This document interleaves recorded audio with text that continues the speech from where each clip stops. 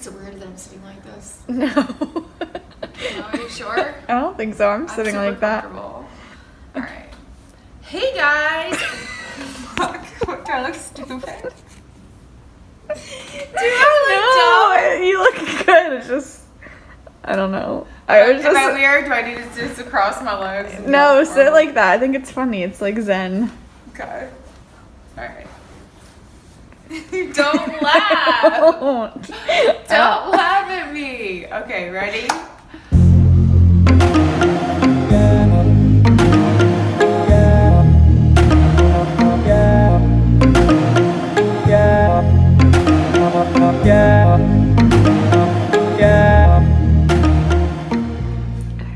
Hey guys, welcome back. So, are you in the market for a super easy houseplant? Are you struggling with your Calathea and can't keep them happy and they have brown edges? Trade them in, upgrade to an egg. Here we are. Egg. It's a thing. It's a thing. I have the giggles. Hold on. I have the giggles. It's happening. Egg happened. These are the eggs. We're going to talk about eggs today. Aglaonemas. Look, this is a pinstripe. Giant, gorgeous pinstripe leaves. Super amazing plant. Super easy to care for. This is the kind of plant that's not a diva nor ever will be a diva. And this is called an Ag's stripe. Well, okay, so it's called an Aglaonema stripes. But Ag's stripe sounds so much better. Look at these new leaves. There's two new ones right here. Their stripes haven't come in yet. Those come with a little bit more maturity. But, you know, if you really love the look of a Calathea pinstripe, but, you know, they require distilled water, you know, water from virgins and like, you know, 15,000 blood of warriors. You know, this just requires water and like neglect, basically.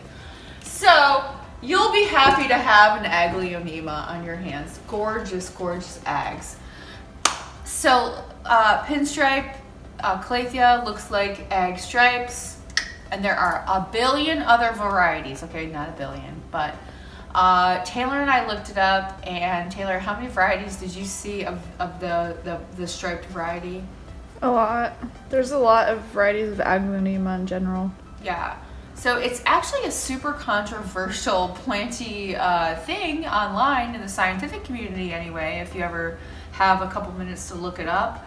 There are so many varieties and so many cultivars that they're actually worried about the continuation of certain kinds of cultivars because I guess there are just so many varieties. I'm not sure how that could ever be a problem, but hey, whatever, scientists. We love the plants. Keep them coming. All right. To my immediate right here is this giant beauty Aglaonema Jubilee, because it's a party up in here. Jubilee. We're having a Jubilee. All right, so you can notice, like, this one might even be, you might even think this looks like a silver bay, but there's a lot of margin of like the dark color here on these leaves, and these leaves are a little bit skinnier. So yeah, Jubilee is where it's at. What a gorgeous Aglaonema egg. Taylor, what do you think about this Jubilee? Do you want one? Yeah.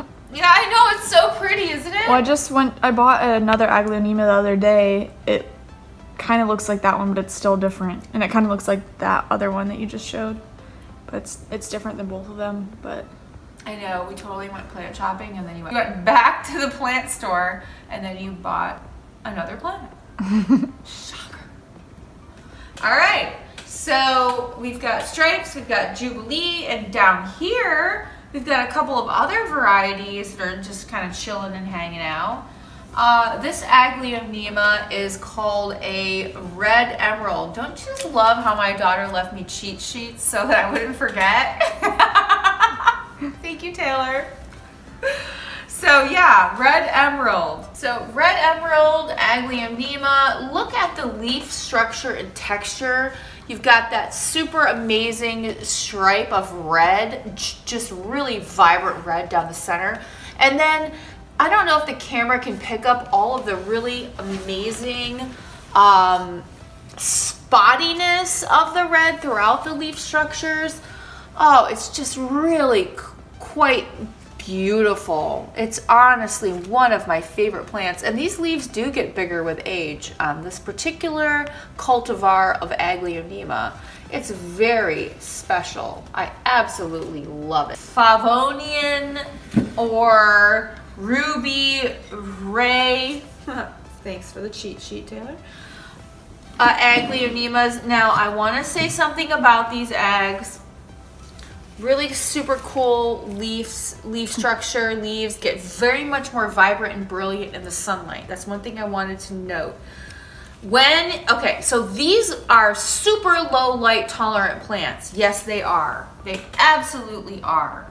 But if you put them in, you know, a moderate amount of light, they obviously thrive and do their best, okay? They absolutely 100% despise overwatering. This is a product of underwatering, okay? You can see that it starts to yellow and turn. Okay, you can see that, you know, these things kind of happen with an underwatering situation. The leaves begin to die. All right. In a plant where you're getting enough sunlight, where they're getting a good amount of sunlight, you get lots of cool color and texture in the leaves. Lots of variation. Look at this one. Okay. However, let's just talk briefly about Aglaonemas in general with sunlight and watering. Okay, so sunlight. Super low light tolerant, the plant will survive, the plant will do fine, okay? Low light tolerant is a thing that Aglaonemas are notorious for. And Aglaonema is also known as a Chinese Evergreen. That's the street name for it. Street name. The common name. Okay.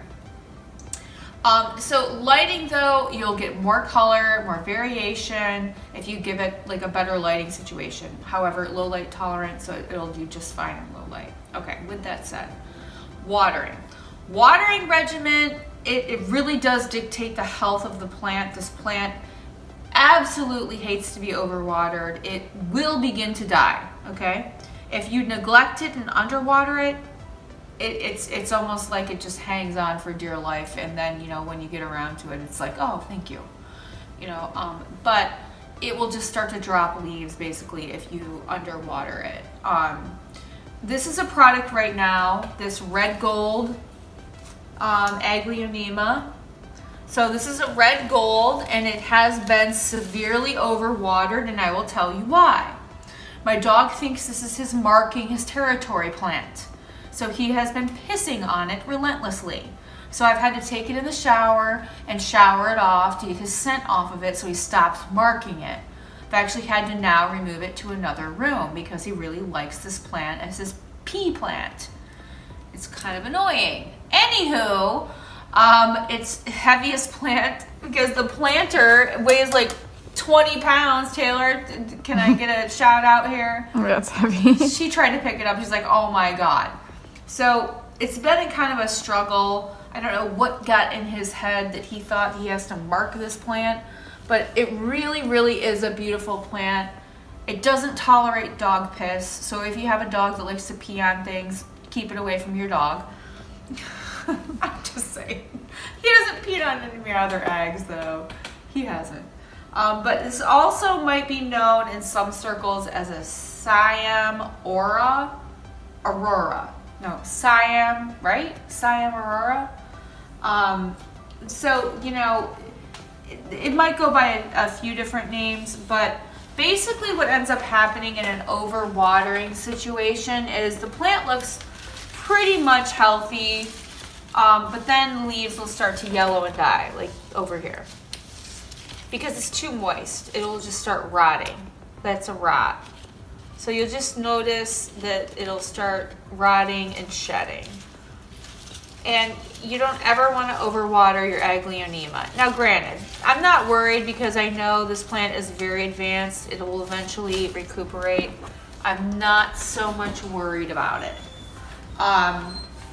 Lots of new growth is happening at the top here. I had it in a very, very low light situation, so the coloration has changed a bit. But the minute I stick it in some sunlight, dry that puppy out, it's gonna be fantastic and thrive. Ags love to dry out. I would say generally speaking every 2 weeks, maybe a cup of water. They really like to be dry. Anyway, so this guy's been severely overwatered because of whiskey. Oh well, what are you gonna do? All right, moving on. Here's another one. And quite frankly, I tend to let my eggs just dry out anyway. But this guy right here is known as a Sapphire Suzanne Aglaonema. That's the street name for this egg. All right, so notice the stems are very light pink colored, almost white. You've got your light pink vein up the center, and then you've got your edging, which is also a light pink color, and then very, very fine veining of light pink throughout. And sometimes you'll even get some speckling. Now again, your product will depend on your lighting situation. So the lower light you have it in, the less pretty the plant will be, as far as coloring and all that. So that's just something to keep in mind. Let's see, another thing to note about Aglaonema. These guys right here are pretty common during Christmas time, which is coming up soon. This is called a spring snow or a white Dalmatian. It's very vivid. The leaf structure is a little bit wider. It's a very speckly. And yes, the leaves do get bigger with age. Notice how big this leaf is. It's the size of my hand versus the new leaves, which are quite a bit smaller. So the longer you have this plant, the more prolifically it will grow. You want to let these dry out. Leaf shed is normal. Leaves do tend to shed and fall off no matter how well your care regimen is.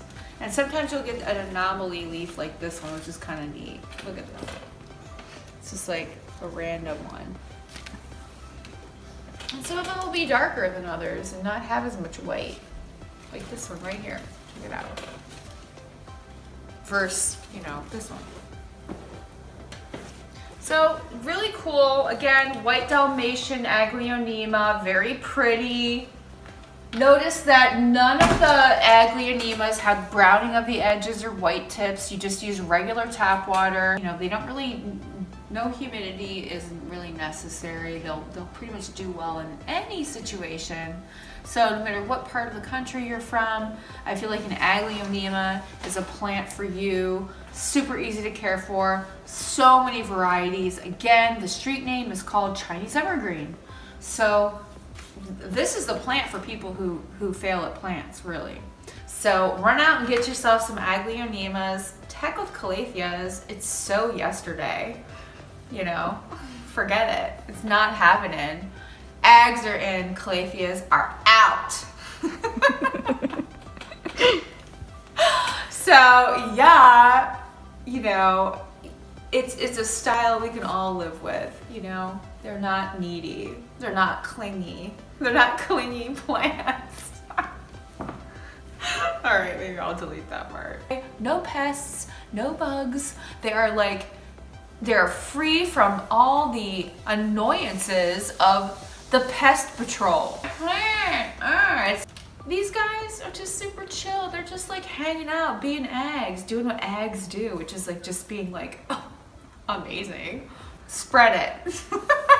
It's a thing. So thank you for joining me today. And Taylor, who's behind the camera, helping us do this planty stuff together and having a good time and hanging out and just enjoying life. And we appreciate you coming and supporting our channel and, doing the plant thing with us. So, hey, hit that notification button to be notified when we post new videos, and hit that thumbs up. So, hey guys, I'll see you in the next one, okay? Bye! Bye!